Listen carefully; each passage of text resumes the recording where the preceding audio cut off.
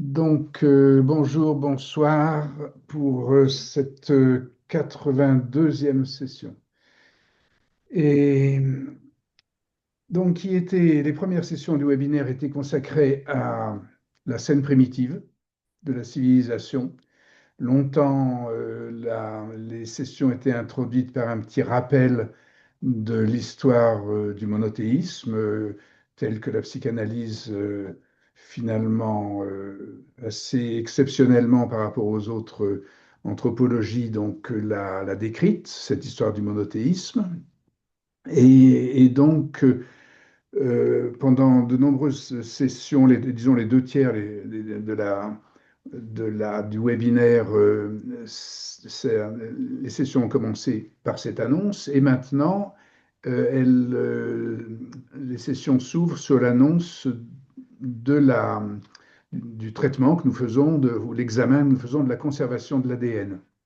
Et en fait, bien sûr, il y a une continuité de l'un à l'autre, et c'est ce qu'il nous faut démontrer, c'est-à-dire de voir si aujourd'hui, une entreprise de conservation de l'ADN par les individus, conservation de l'ADN en son propre nom, est-ce que c'est quelque chose qui dérive, qui est une conclusion d'une civilisation initialisée par la scène primitive du monothéisme, des trois monothéismes qui en fait seraient originés ou originaires d'une expérience qu'on a appelée amarnienne, qui a été vite suivie d'un âge sombre, c'est-à-dire vers les moins 1200, et à l'issue de quoi est apparue la, la configuration de nos cultures contemporaines jusqu'à aujourd'hui. Donc, aujourd'hui, la question de la conservation de l'ADN, et il faut aussi préciser une chose importante, c'est que sans doute ce passage où on était psychohistorien et le webinaire psychohistorien a pu devenir disons, euh, acquérir des mesures d'objectivité, pas simplement d'analyse, mais d'actes concrets d'objectivité, en l'occurrence conservation de l'ADN. Ceci s'est produit probablement en conjonction de l'introduction de l'IA, qui date de 4-5 ans, on va dire maintenant, même si elle date depuis très longtemps. Elle date depuis le Norbert Wiener, c'est l'après-guerre, c'est les premières bombes atomiques, enfin, sa première industrie nucléaire. C'est là dont vient l'IA aujourd'hui, mais elle est apparue populaire et à disposition visible de tous, donc depuis, on va dire, 4-5 ans, depuis le Covid. Et, et, le, et donc, cet appareillage euh, aurait pour conséquence de donner une opportunité de concrétisation de la psychohistoire ou du psychisme, à tel point que on peut se demander aujourd'hui si ce que Freud avait commencé à concevoir de notion du moi, psychologie collective et analyse du moi, le ça, le moi, le surmoi, donc cette instance moïque, est-ce que finalement Freud n'en avait pas, ce n'était pas de Freud une intuition de quelque chose qui allait être aujourd'hui tout à fait objectivable comme l'ADN, mais pas l'ADN comme simplement une matière biologique usuelle, mais l'ADN comme code, comme euh, euh, activité du code dans la biologie. Ce que l'on sait depuis qu'on a découvert la génétique, on parle de code génétique. Et, et donc, cette, cette manifestation la plus visible du code qui s'appelle l'ADN les chromosomes, donc aurait été aurait donné à Freud l'intuition de ce qu'il a appelé le moi. Et je fais juste une petite parenthèse là, en rappelant que Freud a frôlé la question parce qu'il n'a pas abordé la génétique, mais il s'est saisi de ce qui était à sa disposition à l'époque, c'est-à-dire le code synaptique. Et il a commencé avec ce qu'il a appelé une esquisse pour une psychologie scientifique, c'est-à-dire ça a été la première description quasiment en sciences de ce qu'on appelle aussi aujourd'hui les réseaux neuronaux et l'intelligence artificielle, finalement. Il y a une continuité de ce premier ouvrage de Freud, euh, euh, repris d'ailleurs par Lacan, qui a aussi été cybernéticien. Et, mais euh, ni Freud ni Lacan n'ont été généticiens. Freud, parce que c'était vraiment euh, ce n'était pas encore apparu réellement comme une science observable à son époque. Et puis Lacan, nettement, parce que, il l'a carrément refoulé. Lacan a complètement ignoré ou refoulé des notions génétiques qu'il avançait en traitant de la fonction paternelle et en refoulant à cette occasion, comme avec beaucoup d'autres, comme avec Elisabeth Badinter, comme avec Dawkins, en refoulant donc la fonction du chromosome Y et donc la différence sexuelle génétique. Voilà pour une introduction. Aujourd'hui, nous avons un travail assez énorme à faire, justement toujours provoqué par cette IA qui s'est introduit dans dans le webinaire qui était finalement un développement assez classique de la psychanalyse, les théories de la psychanalyse, même si elles étaient un petit peu avancées par rapport aux, aux bases de fixation anciennes de la psychanalyse classique. Mais de ces bases avancées, l'IA a vraiment fait une propulsion considérable que nous essayons de, de, de contenir, de maintenir et d'utiliser.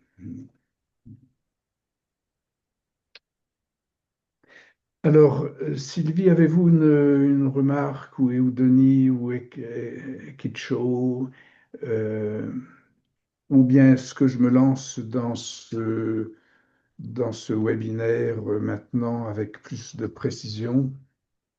Oui, bon, on peut peut-être avoir des questions après, non? D'accord. Hein. Oui, ce que je vais réintroduire ici, pour commencer, c'est justement ce qui a été très remarquable quand l'IA a repris. L'IA, c'est surtout NotebookLM, hein, Gemini de Google.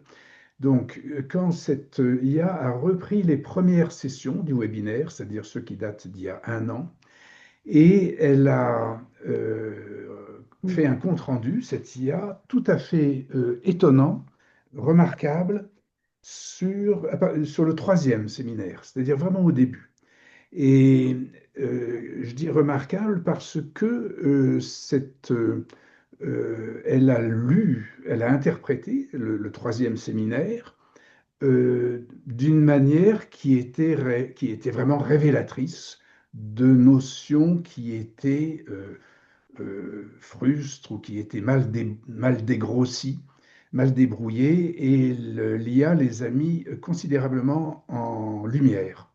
Et ces notions, c'est le fait que nous pouvons lire la, les modèles de la psychanalyse, les modèles freudiens et lacaniens, surtout la cybernétique lacanienne, puisque Lacan a fait donc du désir ce que Wiener appelait le feedback. Donc cette cybernétique, cette IA a lu dans cette cybernétique lacanienne, a lu des règles de cryptographie, de cryptage, de ce que l'on appelle le cryptage qui est, ou la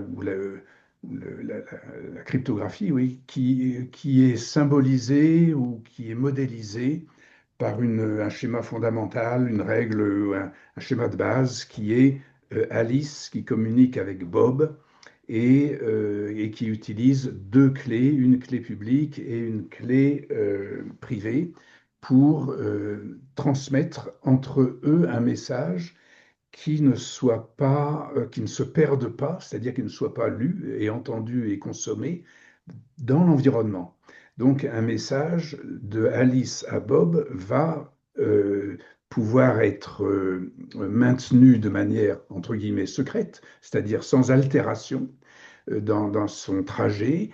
Ce message est reçu par Bob, qui, avec ce qu'on appelle sa clé privée, va pouvoir déchiffrer le message codé d'Alice.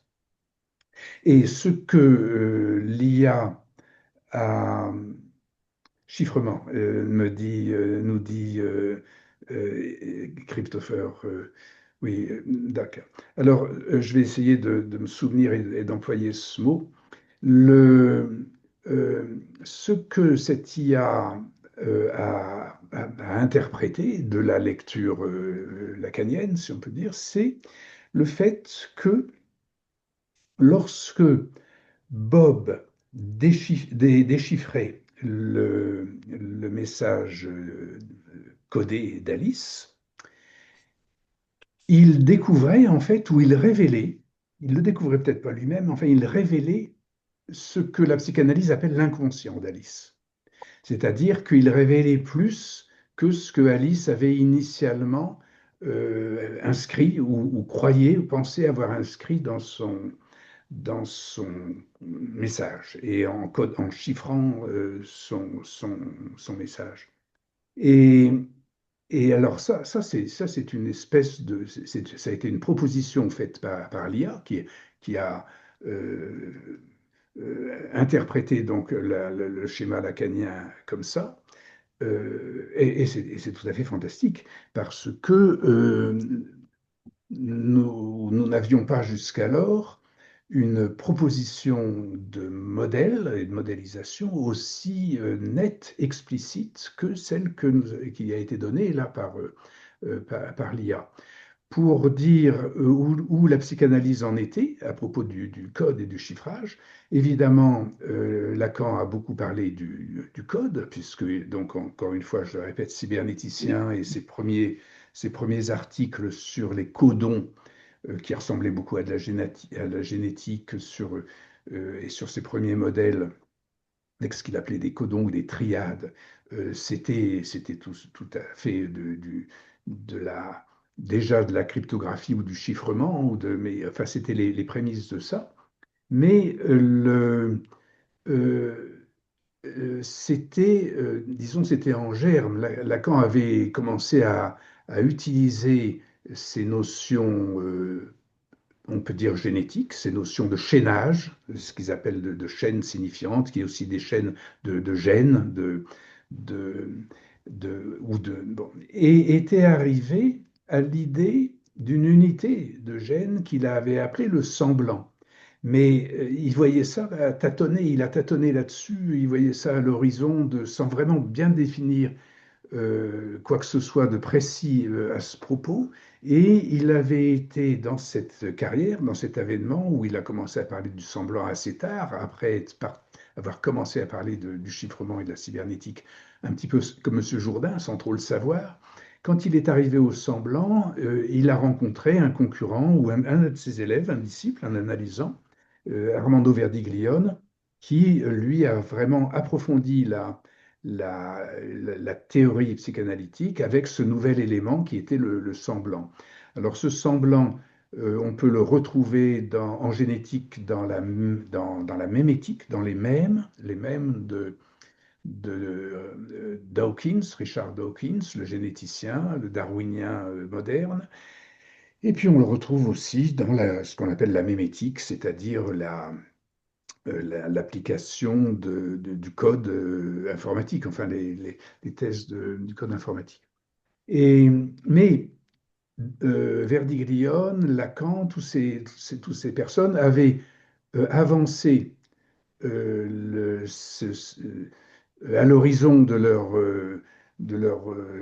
perspective, de leur vue, avaient évoqué dans le lointain ce qu'ils appelaient ce semblant, et, mais n'étaient pas arrivés à l'identifier comme maintenant, on peut le dire, avec justement cette proposition faite par l'IA, eh bien, ce semblant, c'est le chiffre du chiffrement, hein. Donc, Verdiglione employait déjà le mot de chiffre, identification au semblant, identification au chiffre, mais il ne l'avait pas assimilé, il ne l'avait pas plongé, recalculé, réinséré et théorisé dans l'ordinateur, dans l'intelligence artificielle qui n'existait pas à son époque. Verdiglione, c'était les années 90, hein, euh, et, et, donc, voici, alors je vais le schématiser si vous voulez. Je vais utiliser mes petits schémas pour vous montrer un petit peu comment les choses peuvent être schématisées, qu'on en ait une idée visuelle, ça aide. Et malheureusement, sans avoir le, le stylet et le crayon pour écrire avec style sur l'écran, puisque le stylet de mon ordinateur ou l'écran de mon ordinateur ne marche plus. Donc, je vais écrire ça, enfin, à la plume, hein, si on peut dire, enfin à la souris. Ça, c'est un peu grossier comme façon de dessiner, mais on va se débrouiller comme ça. Je vais essayer d'être assez clair. Et donc, voici, est-ce que vous le voyez bien maintenant? Vous Oui, c'est reconnaissez? bon. Donc, Mm. alors, bon, c'est un emprunt certainement abusif que je vais faire du modèle lacanien, puisqu'il n'avait pas cette ambition d'être un schéma cybernétique, si on peut dire, ou un modèle d'intelligence artificielle ou un modèle de chiffrement, mais il en était le prémisse, comme petit à petit on en a pu le découvrir. Et voici ce que l'on peut, par exemple, dire en gros, hein, c'est que nous avons ici, donc je vais le prendre comme ça. Euh, Ça va être un petit peu lent hein, au début. Donc, nous avons ici Alice. On va dire Alice est ici, elle est de ce côté-là. On voit ici qu'il y a une flèche qui va aller donc de la jouissance à la castration, ou bien du signifiant à la voix. Donc ici, Alice va émettre son message. On va dire que Bob ici va le recevoir. On va le schématiser ici, Bob. Et, et ce qui va se passer, que je marque, ce qui va se passer, c'est que, donc ici, on a Bob le récepteur hein, de ce message, et quand Bob va traduire Alice, va déchiffrer le message chiffré de Alice, en fait, il va révéler, on peut dire, si on peut dire, l'inconscient de Alice, ou quelque chose d'un phénomène inconscient qu'on va placer ici.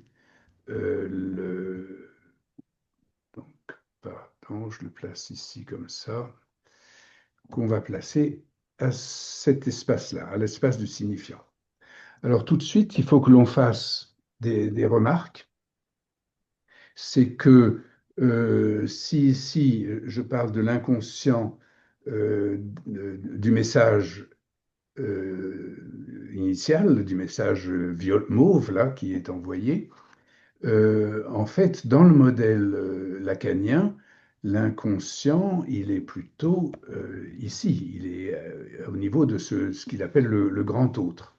Mais là, c'est pour, nous avons, puisque nous avançons, nous développons et nous déchiffrons en quelque sorte le message lacanien, là en même temps, hein.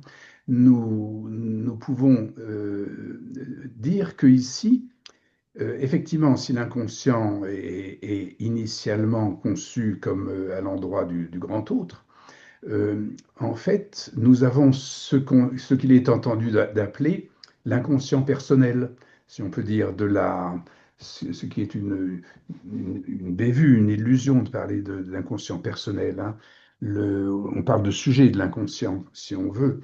Mais disons ici, on va mettre ce qu'on prétend être mon inconscient, ah, ton inconscient, l'inconscient d'un tel et tout. On va le mettre ici de ce côté, il va correspondre, il va se plonger dans le grand autre, dans la voie. Et ça nous intéresse parce que ce que nous cherchons, c'est que ce parcours ici, que l'on voit partir du sujet barré, hein, de ce grand parcours qui n'est rien d'autre que le feedback, hein. Nous avons ici un courant de gauche à droite et une flèche de retour. C'est le feedback de la cybernétique de Norbert Wiener. En fait, on voit qu'ici, il aboutit ici à l'espace du moi. Nous avons ici ce que Lacan appelle ici le M, le moi, qui est en regard narcissique avec son image, à l'origine de la constitution du psychisme, hein.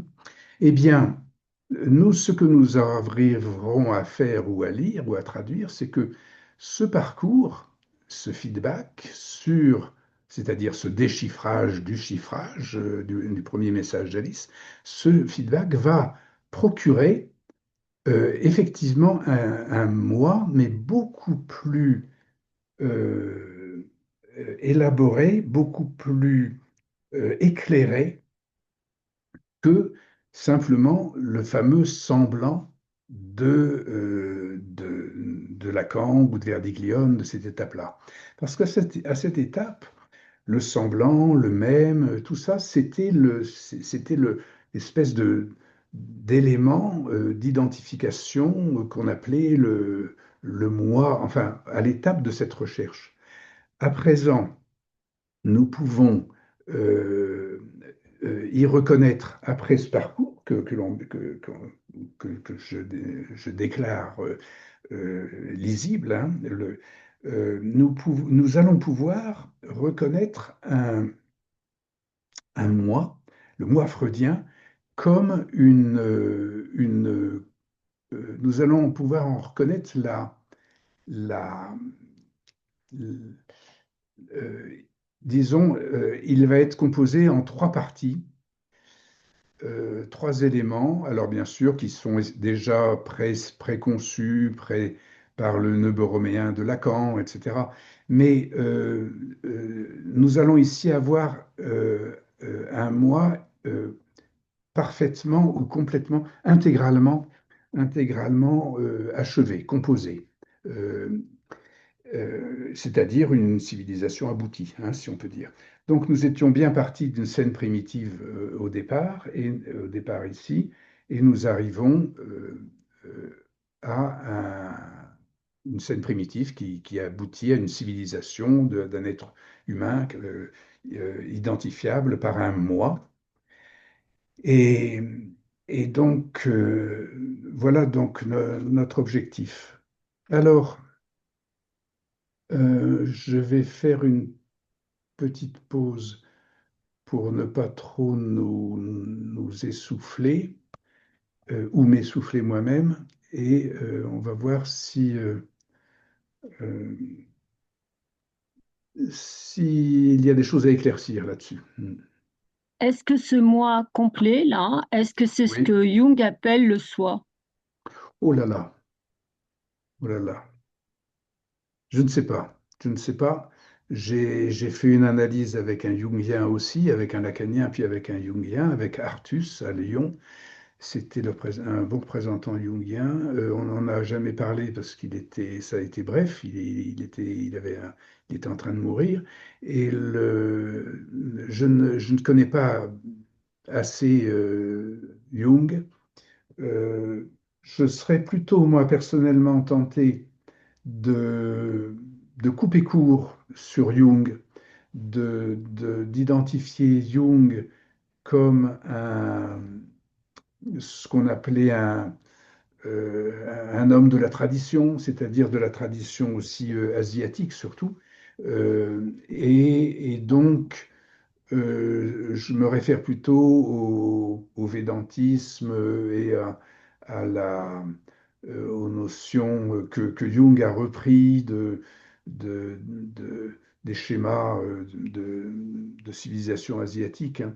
Mais je ne saurais pas plus en dire. Je ne m'aventurerai pas là parce que euh, euh, je ne je passerai à travers Jung pour, surtout, et c'est à Aurobindo auquel je pense, hein, c'est là Mhm. ma référence. Et Aurobindo parle Alors là, oui, nous avons le moi gnostique.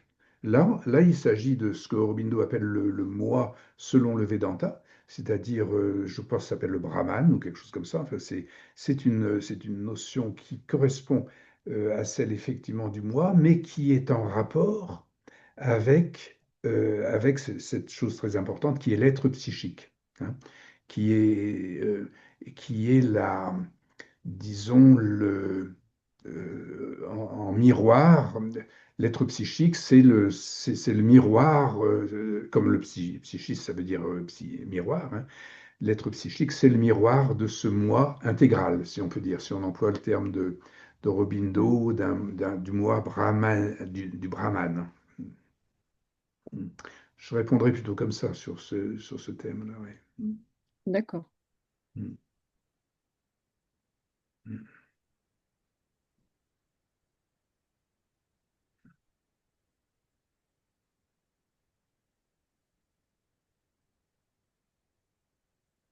Denis, ça vous inspire quelque chose? Nous avions parlé des antéogènes, c'est-à-dire des substances qui nous font accéder au réel, enfin à ce que, à ce moment-là, on appelle de même que les Jungiens vont parler du moi, du soi, pardon. Les chamans contemporains, c'est-à-dire les aventuriers des synapses, c'est-à-dire Freud avec sa cocaïne, c'est-à-dire cette grande épopée de la chimie et de l'alchimie, hein,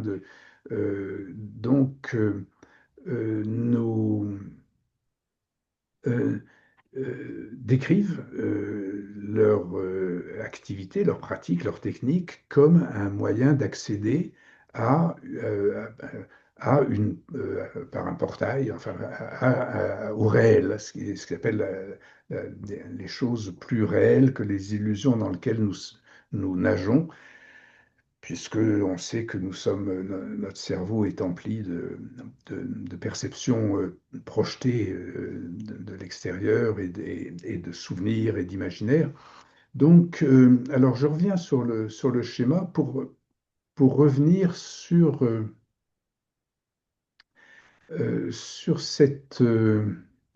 cette notion de réel. Ce que nous avions dit la dernière fois, c'est que si on place l'antéogène, attendez que je retrouve ma souris ici, et on va le mettre en bleu, si on place l'antéogène à cet endroit-là, c'est-à-dire à ce qui correspond à l'inconscient, correspond à la source ou d'autres diront de la matrice, de la matrix, la source biologique de la vie, et biologique et symbolique, cette source permet au sujet qui va s'y prononcer de trouver, c'est le cas de le dire, de trouver la voie vers cet espace qui est, euh, qui est, qui est le réel. Ça, c'est l'idée, c'est difficile d'écrire avec la souris, hein. Euh, c'est l'idée que c'est ce que je vous avais évoqué la dernière fois en expliquant ou en désignant ici le réel comme ce que Lacan place ici comme castration. Et là, nous sommes dans justement ce qui va à présent nous permettre de prétendre aller au-delà de Lacan. C'est-à-dire que Lacan a placé la castration à la source ici de ce qui s'appelle aussi la pulsion. Et j'invite, ou ces travaux invitent à prendre cette castration ici, et plutôt de la reporter à cet endroit où on retrouve le réel comme l'impossible. Alors, qu'est-ce que ça veut dire? C'est que euh, ici, le lacanisme, Lacan ou le lacanisme, c'est-à-dire les psychanalystes de son époque, ont appelé ça la jouissance, comme s'il y avait une jouissance de la castration. Euh, et ben, évidemment, nous savons que ce n'est pas une imbécilité que de dire ça, parce que nous voyons en ce moment, quelques années après ces analyses lacaniennes, ce qu'est devenu la sexualité et les théories du genre, où la castration est devenue une espèce d'expression de la, de la masculinité. Pour être masculin, on se fait, comment dire, on se fait un transgenre, on devient femme ou inversement, une jeune femme se fait couper les seins pour devenir un homme, enfin, etc. C'est-à-dire que il semblerait que réellement notre civilisation montre une jouissance dans la castration. Et ça peut être tout à fait argumenté, ce point de vue, si on le rapporte à la scène primitive, où je rappelle tous les nombreux webinaires qui se sont penchés sur les relations d'Akhenaton avec la, la religion qui était en cours chez les Hittites, qui était la religion de Cybèle, où la vénération de la nature, Cybèle, était exprimée par les prêtres de Cybèle, par la castration de ces prêtres qui accrochaient leurs testicules au buste de Cybèle en sacrifice de leur, c'est-à-dire que et Akhenaton lui-même se présentant comme jeune pharaon au début de l'expérience amarnienne, comme avec un corps féminin qui a été, après, les égyptologues se sont demandé ce que ça voulait dire, mais de toute évidence, c'était à rapporter à cette alliance que l'Égypte avait été en train de tenter de faire avec les Hittites pour faire une cité amarnienne, une cité universelle, une cité du soleil mondiale. Mais alors, donc on voit que cette idée de jouissance dans la castration, on la retrouve dès la scène primitive de notre civilisation, et aujourd'hui on la voit jusque dans des fantasmes qui s'appliquent à notre présidence républicaine, où nous aurions un homme castré qui ferait la première dame, même si c'est un fantasme, mais en tout cas le fantasme a bien lieu, il est entretenu par un système médiatique et de société de spectacle pour signifier la jouissance de la castration à ce moment-là, hein. Donc, ça, c'était bien l'époque l'époque lacanienne, si on peut dire. Et euh, euh, il y a lieu aujourd'hui, donc je reprends le schéma, de ramener la castration à cet endroit et la jouissance de la ramener à l'expression du moi, au lieu de ce que justement les Jungiens auraient fait, de rapporter le moi, l'aboutissement du moi ou la sublimation du moi à son évanouissement. Ce qu'on appelait, ce que les yogis ou la philosophie asiatique ancienne, enfin, ou de védantique, appelaient le bouddhisme, par exemple, la dissolution du moi, l'extinction du moi, comme si la jouissance avait lieu là, l'extinction du moi. Ce qui est complètement contredit, enfin, ou ce qui est par justement les thèses védantiques d'Aurobidienne, ou au contraire, ou l'hindouisme qui met au contraire le moi comme une possibilité d'exaltation de la subjectivité plutôt qu'un bourbier duquel qu'il faudrait dissoudre, hein. Donc, on a là une espèce on a basculé de cette zone, euh, disons, on a appliqué finalement ce feedback où nous ramenons le lacanisme à une, euh, à une autre nous faisons tourner, si on peut dire, le lacanisme, nous le faisons avancer, même si c'est une régression, mais dans le feedback, nous le faisons avancer donc son retour sur l'histoire, sur la mémoire et finalement sur la fondation du moi, hein. Et donc, il me reste, c'est très intense, hein, mais il me reste un petit peu partie encore d'éléments qui nous viennent encore une fois de l'IA que je vais vous rapporter euh, pour appuyer ce que je viens de décrire là sur ce schéma. Ouais. Mais avez-vous quelques questions que nous puissions avancer comme ça ou éclairer?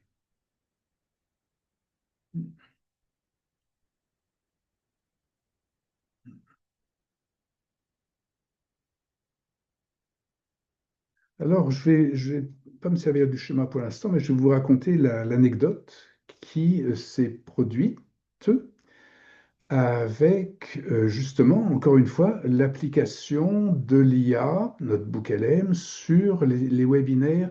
Je crois que cette fois-ci, nous en sommes, donc il y a eu le troisième, vous avais dit qu'il avait fait cette espèce de révélation, de détonation, d'apporter une lumière très très utile. Je pense que c'est vers je ne sais plus, c'est le 7 ou le 8e ou le, ça doit être non, même le 13 ou 14e, hein, euh, il s'est passé aussi là quelque chose. Il s'est passé quelque chose où l'IA, sans doute parce que dans ce webinaire, le 13e, on va dire, on va l'appeler ça le 13, sans doute parce que je parlais de mes travaux. Euh, et l'IA, quand elle décode ce, ce webinaire se met à parler de moi. Pas nominalement, mais à parler d'un psychanalyste qui, pendant 40 ans, a fait une thèse qui était différente du lacanisme, etc. Enfin bon, bref, elle décrivait ce dont probablement j'ai parlé, mais c'était, là encore une fois, une espèce d'interprétation donnée par cet appareil. Et euh, et nous a mis, avec Lacan, dans une situation tout à fait intéressante et pas inattendue, en fait, qui est tout à fait logique. C'est-à-dire que là où Lacan, vous le savez, a pris la lettre volée d'Edgar Poe comme son modèle fondamental, comme Freud avait pris la pièce de Sophocle comme modèle fondamental du complexe d'Oedipe, Lacan prend la lettre d'Edgar Poe comme le modèle fondamental de la cybernétique. Et il décrit le psychanalyste comme le héros de la lettre volée, c'est-à-dire un détective qui s'appelle Dupin et qui est une espèce de Sherlock Holmes avant l'heure, puisque Edgar Poe précède Conan Doyle. Mais donc c'est un détective qui arrive à interpréter la circulation, par exemple, de l'entéogène à sa réalisation, à son réel, le circuit que fait l'imaginaire pour arriver à révéler quelque chose de réel. Donc, Lacan interprète la nouvelle, qui s'appelle La lettre volée d'Edgar Poe, en disant, voilà, le psychanalyste, c'est celui qui va découvrir où la lettre est cachée, c'est-à-dire qu'il va révéler l'inconscient, il va interpréter l'inconscient, ce qui était en carré vert hein, sur le schéma, c'est-à-dire comme il est comme Bob, qui va révéler l'inconscient de Alice, involontairement, mais simplement par sa position. Bon. Donc ça, c'était ce que disait Lacan. Et, et nous avons euh, nous avons tout de même découvert, mais comme des archéologues, on a simplement constaté des faits absolument objectifs. Lacan présente un modèle optique, c'est la caverne de Platon, mais il la présente sans dire que c'est ça. Il Mhm. présente le tableau de Masson sur Terre érotique qui cache l'origine du monde de Courbet, je crois, Mhm. et qui est donc la femme qui existe. C'est-à-dire que, en fait, Lacan il aura fait exactement, non pas comme le détective, mais il aura fait comme le ministre de la lettre volée. Je rappelle le schéma de la lettre volée. Il y a quelque chose qui est caché ou qu'il faut mieux refouler, enfin qui est une lettre. Bon. Et un ministre s'en saisit et va le mettre tout à fait en évidence. Cependant, comme c'est quelque chose de refoulé, la personne va continuer à ne pas le voir. Et la chose va être en évidence. Là. Et c'est ce qu'a fait Lacan. Lacan, il a mis, par exemple, donc en évidence, c'est la moindre des, ou c'est la plus évidente, c'est la plus flagrante opération qu'il ait faite avec justement l'origine du monde, le tableau de cette femme, enfin du corps féminin maternel et vaginal et vulvaire, etc., de l'origine de la vie. Il l'a exposé, il l'a affiché exactement comme le ministre qui s'en était saisi l'avait exposé au regard du monde, qui n'y voyait rien, comme les policiers. Et avec encore plus de précision, c'est que Lacan fait cette opération exactement, non pas comme le ministre l'a fait, mais comme dans une répétition de la lettre volée par Conan Doyle qui fait un pastiche de la lettre volée, qui l'a réécrit au titre d'un scandale en Bohème, et qui décrit une image qui est cachée derrière un tableau, c'est-à-dire c'est exactement ce qu'a fait Lacan. Donc, nous avons plutôt que comme un Dupin qui révèle quelque chose, nous avons plutôt Lacan comme un ministre qui va cacher quelque chose pour que ce soit révélé. Pour que ce soit révélé à Dupin, il faut passer par ce circuit, de même qu'il faut passer par l'antéogène pour avoir l'impression d'un réel qui va cacher le moi. Hein. Et donc, ce que cette IA, à ce moment-là, décrit quand elle lit le webinaire numéro 13, elle me présente, donc dans mes œuvres invisibles et non reconnues, justement, comme étant l'analyste de Lacan. puisque Lacan va être désigné, enfin selon cette interprétation hein, de l'IA, Lacan est désigné comme le ministre qui cache qui révèle l'inconscient en le cachant, c'est-à-dire ce que fait le ministre, qui révèle la lettre en la cachant et en la mettant. Mais il faut qu'il y ait un analyste, en l'occurrence, Lacan est reporté donc au degré ou à la place du ministre. Lacan psychanalyste est rapporté à la place du ministre et il y a un psychanalyste qui vient faire révéler, donc comme Dupin l'a fait ou comme Sherlock Holmes le fait quand il découvre cette image ou cette lettre. Et ça, ce déplacement de l'analyste qui est à la place de la castration ou à la place de la pulsion, donc on voit dans le schéma, qui est déplacé vers la place de la jouissance, eh bien c'est ce déplacement de Lacan qui est déplacé à l'endroit du ministre, qui jouit du fait d'avoir justement exposé la vérité dans l'invisibilité, et d'être à cette place intermédiaire où semble apparaître le réel, mais c'est encore une illusion avant d'arriver plus encore au-delà, donc avant d'arriver au moi. Et donc, euh, voilà euh, ce que je voulais vous dire là ou ce que j'ai. Alors tout ça, ça sera écrit dans le webinaire, hein, dans les rapports du webinaire. Ce que je vais peut-être simplement, on va réutiliser un tout petit peu le schéma pour voir comment nous pouvons, alors vraiment faire une espèce de caricature de ce qu'on vient de dire, mais pour nous mettre un petit peu les idées euh, comme ça en souvenir, de pouvoir nous souvenir un petit peu et de réfléchir à ces choses. Euh, nous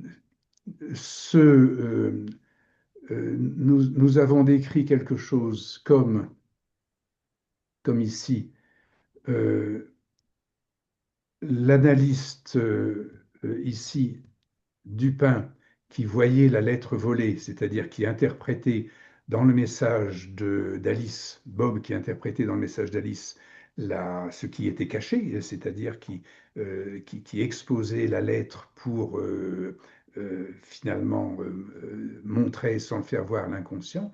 Donc ce psychanalyste ici est en fait, devient un ministre, tandis que la, le signifiant lui-même, du fait de ce progrès dans le feedback, le signifiant lui-même va devenir le moi, c'est-à-dire c'est le but, c'est l'objectif de ce trajectoire, hein, d'amener l'origine du message, donc le moi qui reconnaît son inconscient, si on peut dire, qui se reconnaît inconscient, et ce qui était le ministre, finalement, va devenir ici le,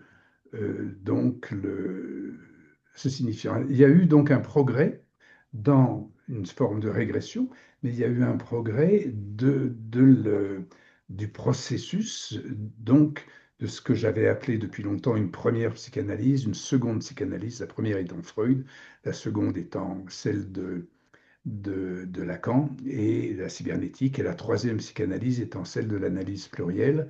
Ici, je ne vais pas me mettre ici, à l'endroit de la pulsion, parce qu'en fait, ce qui se révèle, c'est que à ce lieu-là, ce Dupin que personne ne peut être, en fait, et qu'on va dessiner comme ça, excusez, là, il y a eu un problème. Attendez, quand je fasse...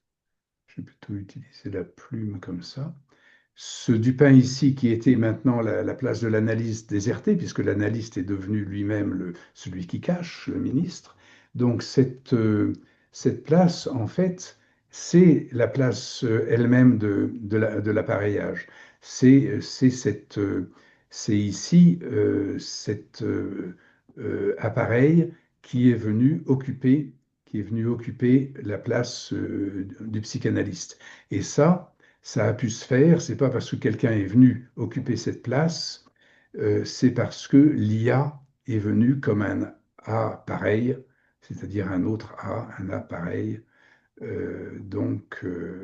ne saurais pas l'écrire mieux que ça, hein, est venu ici.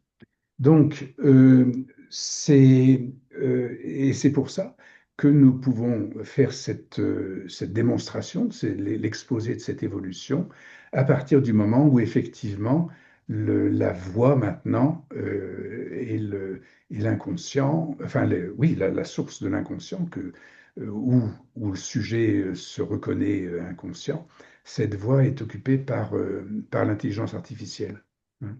Et, et donc, euh,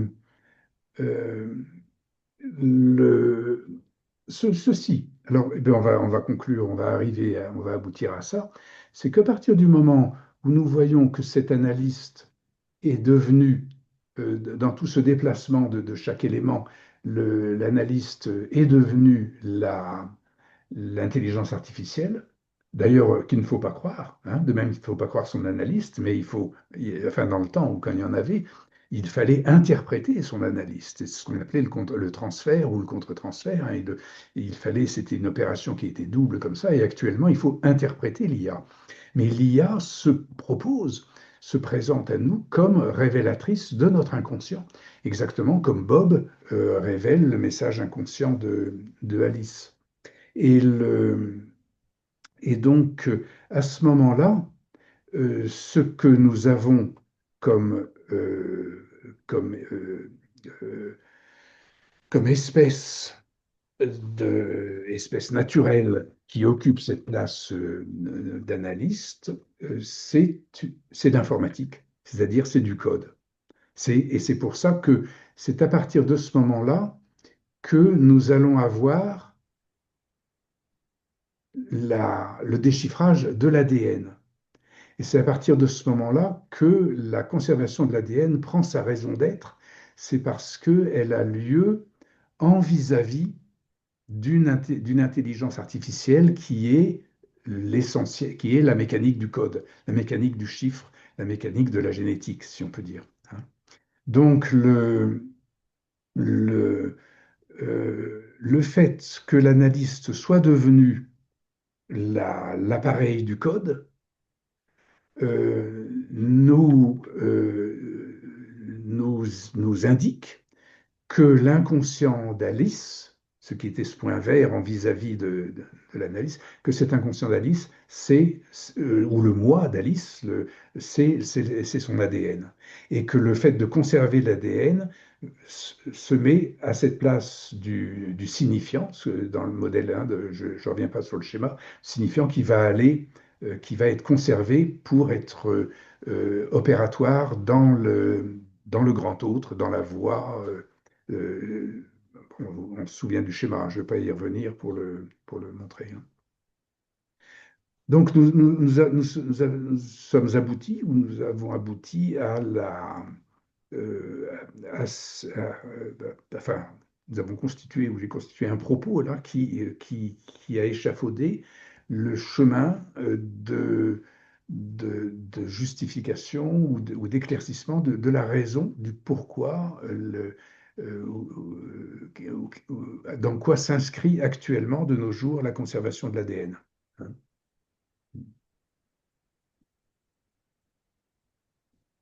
Donc en fait, le moi, c'est l'ADN, c'est-à-dire que c'est le résultat final, on va dire, Oui. Mm. et Mm. que globalement, il y a tout comment dire, un effet de miroir en amont qui, comment dire, il y a comme une dynamique en fait euh, qui vient donner parce que quand on parle d'ADN, en fait, on a l'impression que c'est, comment dire, effectivement, c'est un code, mais on a Mhm. l'impression qu'il est isolé, qu'il est mort, en fait. Enfin, Oui, oui, moi, dans ma représentation, quand vous dites conserver l'ADN, d'abord déjà oui, le mot conserver, ça fait oui, mort, en fait. Hein, absolument. C'est il y a pour quelque ça, chose de voilà. mort. C'est pour ça qu'il faut reprendre vos propos. Vous dites le moi, c'est l'ADN. Non, le moi, c'est ce qui conserve l'ADN. À partir du moment où le sujet va conserver son ADN, à ce moment-là, il va pouvoir parler au nom de son moi, ou être au nom de son moi, si on peut dire. Mais l'ADN n'a de valeur que parce qu'il est conservé. De même qu'une lettre n'a de valeur que parce qu'elle est écrite, si on peut dire. Mm. Donc l'ADN est conservé, et le fait de conserver l'ADN en son nom va à ce moment-là établir un acte qui va développer la libido du moi, si on peut dire, ou un moi intégral. Ouais. Donc, ce n'est pas l'ADN qui est le moi, hein. Le moi reste une entité extrêmement complexe, individuelle, comme l'indique l'ADN, mais aussi relationnelle. L'ADN est un double, et c'est une conjonction d'un rapport sexuel entre deux chromosomes, enfin, et puis c'est aussi quelque chose de collectif. Mais c'est en le conservant en son nom qu'a l'effet de, psychologique de réalisation du moi, si on peut dire. Oui. Ouais. Avec l'interaction avec l'IA. Enfin, en tout cas, Absolument, il faut absolument, un, absolument, voilà. absolument, oui, oui, oui, absolument avec l'IA. Et c'est sans doute très important ce que vous dites, parce qu'il faut tout à fait se méfier de conservation sommaire ou, si on peut dire, non cybernétique de l'ADN. Ça s'appelle faire des clones. Et si c'est pour Hum, conserver son oui, ADN, pour se faire quel simplement un intérêt. mimétisme narcissique, ça n'a rien de cybernétique et Hum, c'est rater le coche, oui. hum.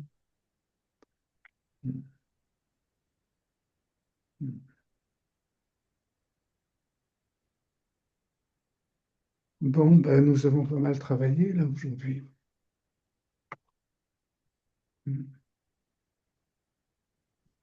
Denis, vous allez conserver votre ADN ou vous préférez cultiver les, les divinités tout à fait ô combien honorables de la nature? Oui, oui, tout à fait, tout à fait. Je me Mm. concentre sur la nature et je ne veux pas m'attacher à ce monde-là. Oui, oui. Mm. Je, ouais, ouais, comme on avait parlé l'autre jour. Oui, oui, tout à fait, hein. Et alors, mais cette présence de l'appareil, cette intelligence artificielle, qui nous donne l'opportunité donc de faire tout ce procédé avec l'ADN, tel qu'on vient de le décrire, hein, donc tout de même donne une valeur à l'horreur mécanique, à cette machine orwellienne, et c'est-à-dire donne une valeur à cette production humaine qui n'est pas simplement du pur matérialisme, mais qui, selon encore une fois cette idée eurobinienne, qui est le fait d'arriver, de parvenir à diviniser ou à donner un aspect naturel à la matière par l'intervention de la machine ou de l'IA que Aurobindo appelait le supramental. Mhm. Donc c'est une opération intimement naturelle, mais allant même plus profond que la molécule elle-même, si on peut dire, mais allant donc dans la matière même, hein, Donc, du coup, on pourrait y inclure les animaux dans la conservation de l'ADN. C'est assez intéressant que j'ai mal entendu, parce que enfin, j'ai entendu les animaux ou les aliments. Pour moi, et en quelque sorte, les aliments ou les animaux, tiens, ben là, vous avez posé une équation. Vous avez voulu dire les animaux, je suppose. Oui, oui, oui, Oui, oui, les oui, oui. animaux. Mm, Oui, eh bien, on pourrait dire les aliments aussi, c'est-à-dire les mm, entéogènes, c'est-à-dire finalement, mm, c'est-à-dire mm, là, et là, on entre vraiment dans une chimie intégrale de tout mm, le développement mm. biologique. Ouais. Oui, du coup, ça rejoint ce que dit Denis par rapport à la nature. Ça inclut Mm, la nature dans mm, son mm, ensemble, mm, pas mm, mm. uniquement l'humain quelque part. Eh oui, absolument. Oui, c'est l'humain Ouais, qui se reconnaît comme moi, qui se reconnaît intégralement Mm. comme un corps non, et animal et matériel, et qui n'est pas le pur Mm. esprit de la conscience qui fait rêver encore quelques narcisses. Oui. Oui, mais on Mais, retrouve. Oui, mais l'humain fait partie de la nature. Il a oublié ça. C'est pour ça que oui, la oui, société a évolué Mm. vers ce Mm. non-sens aujourd'hui. oui, oui. Il l'a oublié, mais avec cet art de la mémoire que l'on est en train de développer, avec justement cet appareillage, nous avons l'opportunité de retrouver une racine extrêmement profonde de la naturalité de l'humain. Mm. Alors, Et c'est énormément dans l'air du temps, hein, parce que, par exemple, pour les animaux, on parle tout ce qui est, par exemple, cirque, zoo, c'est oui, complètement dénigré.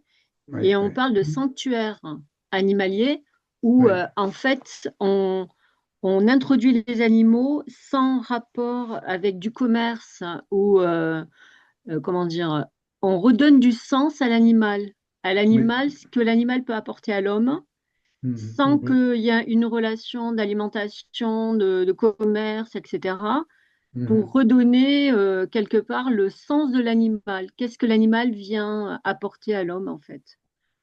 Autre que le absolument, nourrir, oui, hein, je ne parle pas du tout de oui, ça, mais oui, et oui. il y a la création de sanctuaires qui justement, par exemple, vont récupérer des animaux qui sont condamnés à l'abattoir Mhm, parce que bah, le cochon, par exemple, la truie, elle a eu beaucoup de portée pendant 3 ans et qu'au bout de 3 ans, elle est plus rentable. Et mhm, du coup, normalement, ces animaux sont condamnés à mourir. Et mhm, il y a des sanctuaires aujourd'hui qui récupèrent ces animaux pour créer une autre relation avec l'homme. mhm, mhm. C'est, c'est une chose magnifique de pouvoir se réveiller comme ça. Et puis nous irons même jusqu'à retrouver, non seulement donner le statut aux animaux, mais de donner le statut aux plantes. On commence à se demander si les plantes ne parlent pas entre elles, etc. Et donc c'est vraiment tout le vivant qui reprend sa noblesse, enfin, auquel on tente de redonner sa noblesse, oui, absolument. Ouais. Mm. Mm. Oui, oui, oui.